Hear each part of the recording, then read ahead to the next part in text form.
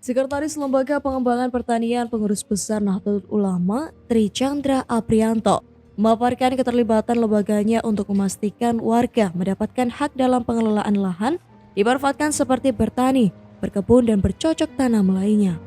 LPP PBNU memastikan warga mendapat hak pengelolaan lahan melalui konsep Ihya Mawat, yaitu upaya menghidupkan, mengelola, dan mengolah tanah yang tidak terjamah oleh manusia sebelumnya atau pernah dikelola tapi ditelantarkan dalam kurun waktu yang lama.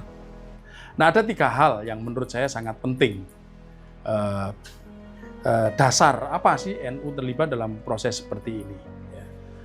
Yang pertama, memang ini bukan semata-mata mandat dari pengurus besar Nahdlatul Ulama.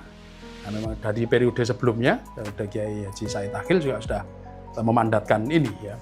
Tapi yang jelas, yang pertama itu ada mandat teologis. Ya. Kita tahu NU kan selalu ada dalam setiap gerakannya kan pasti ada landasan teologinya. Ya. Berdasarkan konsep tersebut, Tri Chandra kepada tim NU Online mengatakan bahwa sebetulnya pemerintah telah memetakan masalah dalam pengelolaan hutan.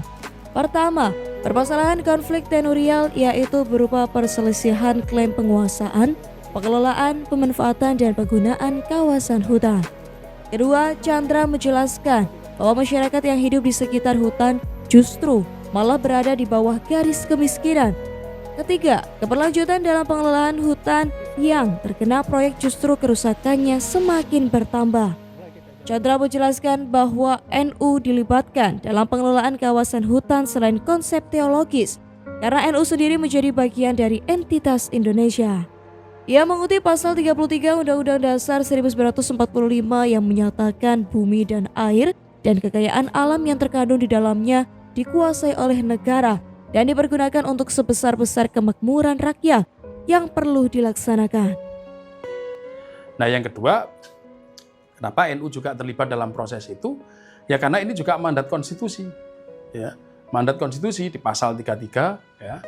Masuk di pembukaan dasar Undang-Undang Dasar 45 juga begitu, dinyatakan bagaimana kita bisa tidak hanya mencerdaskan kehidupan bangsa, tapi juga mesejahterakan rakyatnya.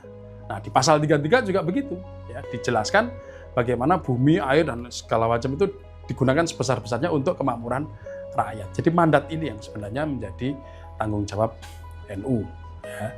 Sekaligus karena NU juga bagian dari entitas negara yang turut serta dalam proses hadirnya Republik ini. Ya, nah itu jadi mandat itu yang sebenarnya ingin diambil oleh NU. Nah yang ketiga kemudian ada mandat yang sifatnya mandat yang sifatnya organisasi.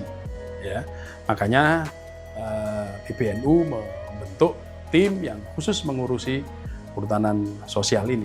Nah itu, jadi ada 2 hal utama dalam proses mengapa NU terlibat dalam proses perhutanan sosial. Yang pertama memang itu program strategis dari negara, ya, karena ada kaitan global tadi itu isu-isu nasional soal climate change dan segala macam. Nah yang kedua juga apa yang menjadi tanggung jawab dari Nahdlatul Ulama sendiri, ya, untuk terlibat dalam proses pengentasan kemiskinan, ya, peningkatan kesejahteraan warga, kemudian peningkatan kehidupan masyarakat dan seterusnya dan seterusnya. Saya kira itu sih ininya. Laporan program dan penyerahan SK LPP PBNU bersama KLHK Petani Hutan yang difasilitasi oleh tim Perhutanan Sosial PBNU mendapatkan surat keputusan perhutanan sosial dari Presiden Joko Widodo pada 23 September 2023. Hasilnya PBNU berhasil memfasilitasi petani hutan dan desa untuk mendapatkan SKPS di 3 PBNU, yaitu Jawa Timur, Jawa Tengah, dan Jawa Barat. Berikut rinciannya.